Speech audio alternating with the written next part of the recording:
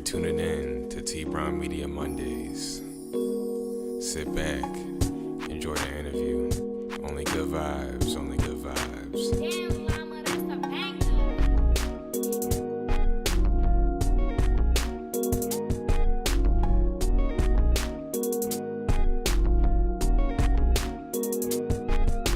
Welcome back to Media Mondays. For the people who don't know you, tell them who you are. Jus10, whatever you want to go by. Same thing. Just an artist, PG County, Maryland. Just love to make music. What are the intentions you're putting into it when you're thinking of people listening to it and receiving your music? I just want not just people to relate, but I want people to, like, especially artists, I want them to understand, like, we don't have to attract the radio. You know what I'm saying? Like, it's cool to be on the radio, but you don't have to say cool stuff for the radio. Like, you could really talk about your life and make it a hit. You know what I'm saying? Yeah. And that's what I'm shooting for now. I want to make a hit or something. You know what I'm saying? But actually, I don't want to talk about all this dumb stuff to make a hit, though. So I want artists to see that. But I want people, like, that don't make music but love music. I want them to, like, dang, he's saying my life right now. And I'm not the only one going through this stuff. That's exactly how I feel when I listen to your music, honestly. Yeah, I appreciate it, too. Like, it's really times I've stopped, like, I press pause or just been like, damn! Because you really be preaching, man. And it just shows it's like we're all going through the same shit, honestly. Yep. Niggas hating, they ain't in rotation. And nigga, I get it, I'm for the peace and the positive vibes. You think you banging just because you got a couple of ties. I played your tape and counted more than a couple of lies. The flow infected like Magic Johnson, who's fucking with mines. I think I'm not giving up my playtime. Working in the nighttime, I'm plotting in the daytime. And I got all my brothers, don't worry about them, cause they fine. If you really want it, then you know you gotta make time, right? Man, niggas saying I lost it. They couldn't ball with me, so I shipped them off to Boston. Cause I am like LeBron when I'm up in this office. Fuck giving this my energy, okay, now I'm off this. Damn, just snap it again, no. Tell me what did I lose when I'm counting my wins, though. You talked about how people rap about guns they don't have and cars they don't have and money they don't have. And it's like, you don't have to lie, you know? You can talk about what's going on in your life and make it sound good. You know, that's where the talent comes into it, you know? Because it's like, if you didn't, when the rappers are out now, when they didn't have that stuff, like, they weren't talking about that stuff, you know, they were just relying on the talent that they had. Some people always mention J. Cole and they'll talk about, oh yeah, he talks about losing his virginity. Yeah, that's his real life. Yeah. You know? Right. And I think that's social media too, like, especially rappers, they just follow the trend. Yeah. But I don't know, I've seen it happen to a lot, man. They rap about things they don't do and they end up in trouble because of it. Like, either death or jail or something. So all I can do is preach to them. It's up to them to listen, though. So exactly. Yeah. You can lead a fish to water, but you can't make them drink. Yep. I see you refer to your music as self-care. How is it self-care for you? It's always been therapy, but like recently, like the past year, it's become like, I don't want to say an escape or a getaway, but kind of like a place for me to go explain myself, like my feelings and my thoughts. So it's become more like a thing that I have to do, you know what I'm saying, in order to get through some things. So do you feel like it's easier for you to talk to people through your music versus face-to-face? For sure. Like, I can definitely say, you know, the straight up answer, like the question somebody has, I can be straight up through the music. And in person, I'll just be like, you know, just be chilling like I always am. You know what I'm saying? Yeah. You have one song where you talk about how you're unfaithful, and then you have one song where you talk about how you feel like you're a hypocrite. I feel like for both of those, like, that was a lot of self-reflection and accountability that came into that. What do you feel like drives someone to not want to be faithful? I always think it's communication. Like, me being a good person, like, or trying to be a good person, you always try to, like, tell your partner or, you know, people around you what they want to hear. So, you know, or not even just what they want to hear, but just want to make them happy. You know what I'm saying? So sometimes you lose sight of actually the truth would be better in some situations. So sometimes, you know, people just be unfaithful, not just because they want something else, but just because something's not being done right. Yeah. You know, whether it's communication or emotionally or whatever, you know what I'm saying? So I think that's what happened with me, basically. I made this song about this girl before. I did her dirty.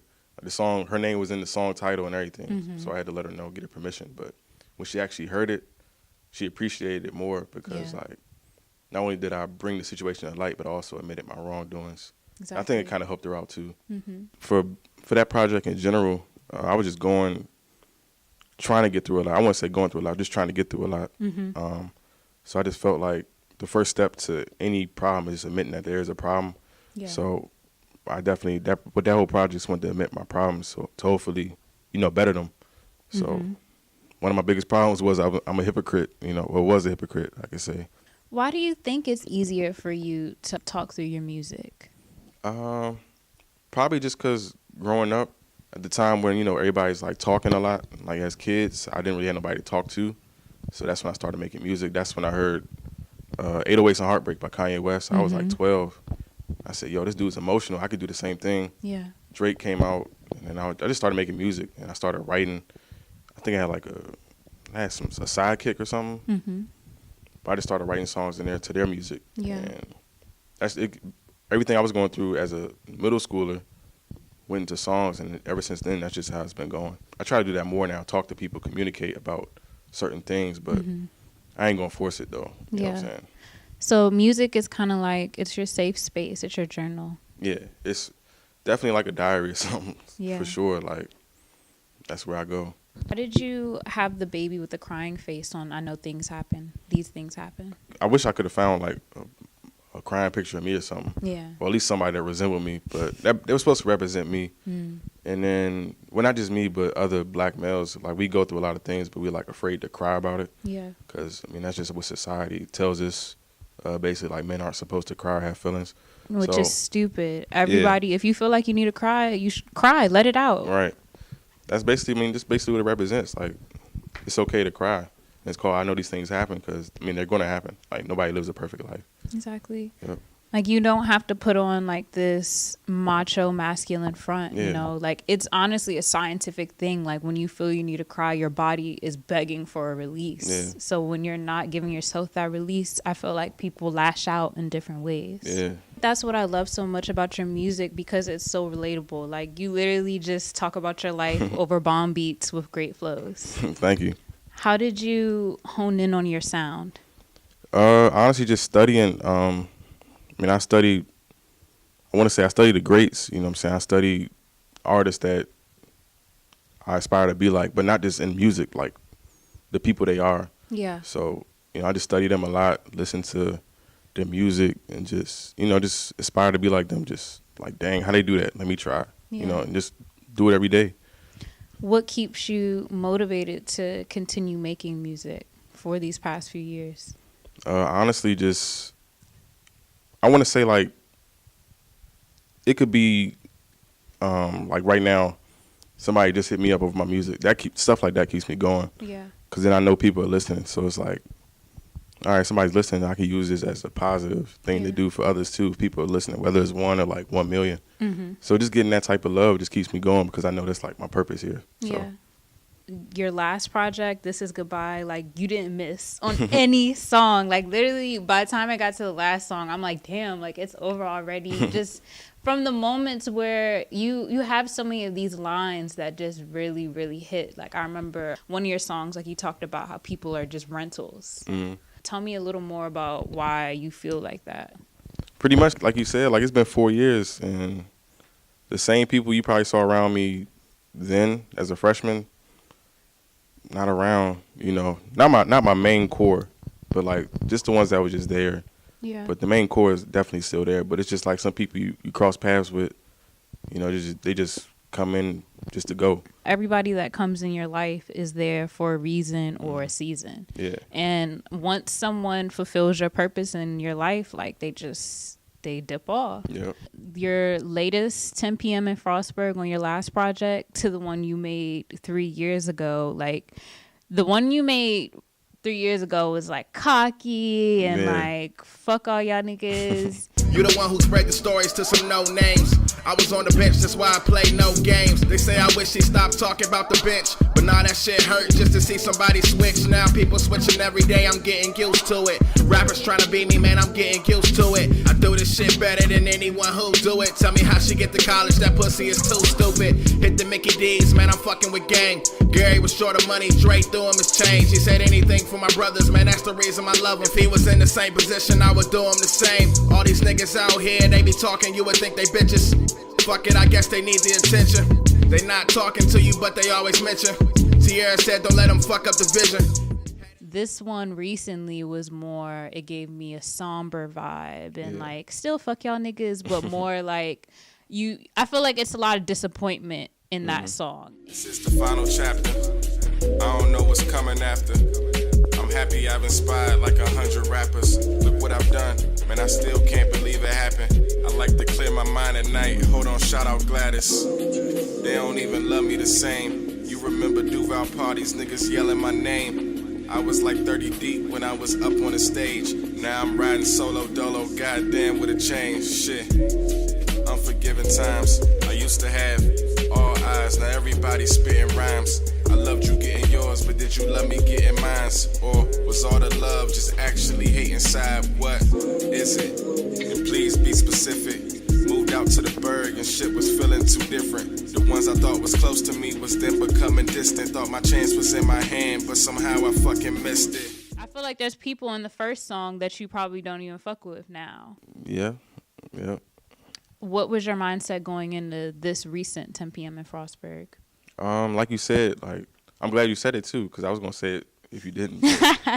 Like 3 years ago, 4 years ago, I was just, man, I wouldn't say I was like cocky, but it was just like I was like, I feel like you might have been naive too. Yeah, blind and naive. I was just like, man, it was just maturing process, and then like the last one, I really like, you know, realized what I actually did, like grew, like failed, but then actually succeeded at being a better person to others, you know what I'm saying? Like actually paying attention to what's going on. Yeah. I can see how it hurts when it's like the same people that you've done nothing but root for and love betray you.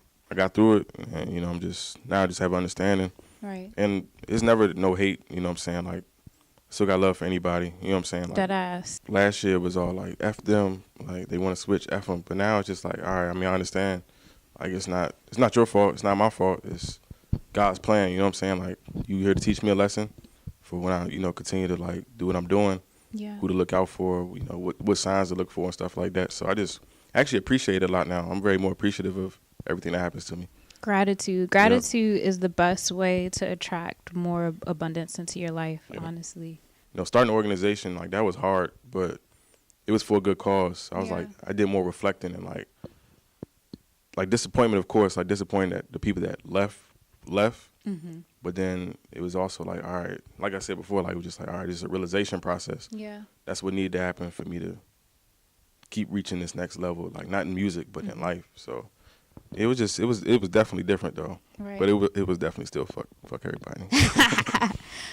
Speaking of the organization, I'm so proud of you for doing Creative Minds. Like, I remember you talking to me about it. Like, you came to me, I think this was your sophomore year. You're like, yeah, I want to have this organization. I want to do this. I want to do that. And I'm like, okay, like, I believe in you. And, like, you really did it. And it's this huge thing now. You guys have had your showcases in the ARMA. Like, you have a full staff of members. Yeah. What inspired you to make Creative Minds? I saw the love that I got. I said, I want everybody to feel this type of love. And my mindset just started changing. Like, it was always like, I want to make it. But then now it's just like, man, we all can eat. Right. We all can get all this type of love. We all can possibly open up for Uzi and stuff like that. You know what I'm saying? So I'm glad everything happened because it really, my mindset, like, definitely changed. Yeah. So, yeah, it's kind of crazy when I look back at it. Like, sometimes you want to cry sometimes because I just see myself grow and mature. Yeah. You know, into somebody that, I really want to be. First they love you, then they hate you, then they jealous, cause they ain't you. Only family at my table, they the only ones who keep me stable. They the only ones I feel that sable. Shawty, I'm working, I cannot chase you. You know this music shit make or break you. If you tryna play me, then watch me play you. My mother put the Bible in my hand. Tough love from my father made a man. Call my brother up, he helped me with the plan. Y'all can't relate, y'all don't even understand. Your follow-up project after your first project was Lord Forgive You. What do you feel like you need to be forgiven from? Giving me for like only focusing on music. Like, even with my relationship with God, like, I forgot about, I didn't really pay attention to it. You know what I'm saying? Yeah. 'Cause I was so focused on music. Older me now is actually focused on my family and the people around me. Like, I actually know they're there for me. So it's like, yeah, I'm going to continue to make music, but I actually want to, the way I'm perfecting my craft with music, I want to perfect my craft as a son, as a brother, as a friend, and stuff like that. So younger me didn't really, I wouldn't say I didn't care, but just I didn't focus on it too much. I actually put that to the side and then kind of lost some good people because of that too.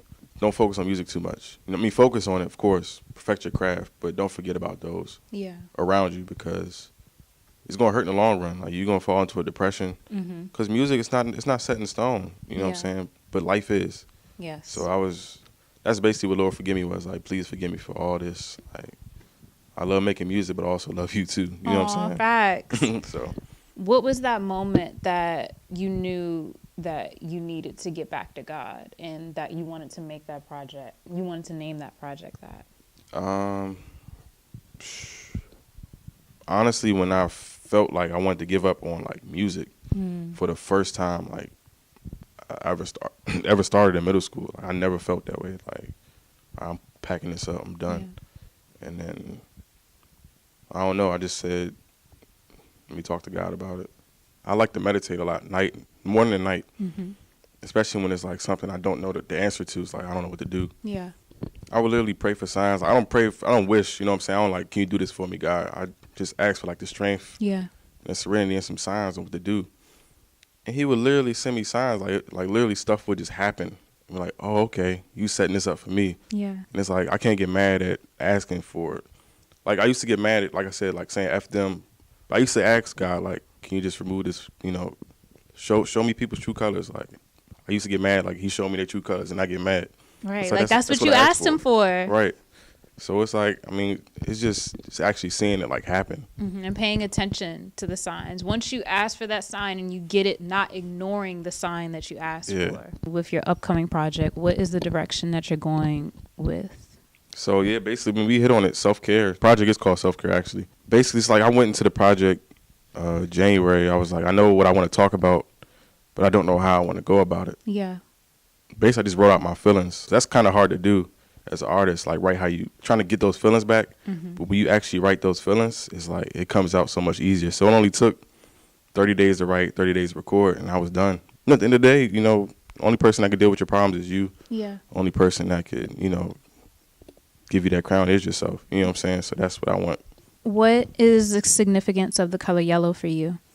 So, I mean, I was just Googling January. Well, yeah, January. I was telling my brother, I was like, man, I got this idea, this project, because I was listening to Mac Miller a lot. And Mac Miller had a song called Self-Care. And I just kept playing. I was like, yo, this is it's deep, but it's fun. Yeah. It's fun to listen to. So I was like, that's what I want to do with this project. I want it to be deep, but fun to listen to. Hoes flock, bet them hoes clock, bet them hoes wanna make that pussy pop when I'm on top. Bet them hoes flock, bet them hoes clock, bet them hoes wanna make that pussy pop when I'm on top. Try to hit my phone when I don't need you no more. Found a way to make a way, you need to worry about yours. I've been meditating, sharing problems all with the Lord. I'm a dog, that's why I fuck you while you're down on all fours. Yeah. I love you, but I gotta love me more. Enjoy my time alone, ain't no such thing as bored. Even though I'm short, my problem's tall as Shaq. In this life, it's not a layup, you can't hit this off the glass. Back to the drawing board, get to the backs. I'm gonna get it until I collapse. Shorty, I know I'm running on your mind. I know that I ran a couple hundred laps. My flow aging well, just like Kyla Pratt. Nigga, I'm on return of the Mac. Y'all niggas pussy can't hang with y'all cats. I'm fighting demons, it's a wrestling match. And I was Googling, I was like, man, what's the color for self-care, self-love, or something like that? And it was yellow. I said, it makes sense, too. It's just bright, you know what I'm saying? Like, it just looks happy. It makes you feel good. Yeah. I love when I see yellow. It's like a bright day outside. It's just a nice day. Who does most of your production work? For this whole project, this guy named Emil, he's a monster. But the crazy thing about it is he just turned 20. Wow. I met him when he was 16, like 4 years ago. When Here Goes Nothing came out, I met him. He's responsible for a lot on the new upcoming project. And from your past projects? Past projects were just a bunch of, he did one song 2 years ago.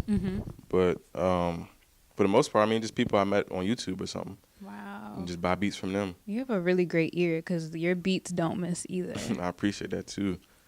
I think that's like the most important thing too, the beats. Because if someone's not listening to the words, like they're still gonna nod their head to the beat, you know. So if you have both, I think that's the formula. Honestly, a good beat, good subject matter, and then a good flow. That's all you need. Right. How do you know when a song is it? Like when you know it's finished, you're working on a song and you know like this is the one that it's gonna go on the project. So if I don't play the song back that I just made at least 4 to 5 times after I make it, like that's not it. Like if I only want to hear it after I record it, then it's like, but I can literally like do a song and play it back like 5 times. But like, yeah, this is it. And I really be in there going crazy. Like this is going on there. Has to find a way on there. Yeah. So it's like if I don't play it back or don't want to hear it back, I just stash it. It's not it. It's not even that it's bad. It's just like it's not capturing that feeling inside of me for real. Yeah. What made you want to grow your hair out? Kind of just it's like I want to say a spiritual journey for me. You know, well, it was like it still is. You know, I'm not gonna sit there and say I know everything that's going on, why it's happening, but it's kind of just like just trying to get in touch with a lot of things. You know, just letting go of everything. You know what I'm saying? Like I feel like when you keep a haircut, you just trying to keep up not an image, but your appearance. You know what I'm saying? A lot. But when you just like not carefree, but just more so, you know, just it is carefree. Yeah, honestly. it's carefree, but just like being like more open to a lot of. I feel like I'm more open to a lot of different conversations now. I feel like I'm more creative, and you know. But it is a spiritual journey though. Just trying to get in touch with my best self. You know what I'm saying? Yeah. Okay. Well, thank you so much. Thank you for joining me and being amazing and just making great, relatable, vulnerable music. Thank you for the interview. I appreciate it. I'm just trying to get it for my day ones and family. Ain't no sign of stopping, I know niggas can't stand me. This is real life, I'm just praying like it can be. Man, I'm high up, and it ain't no sign of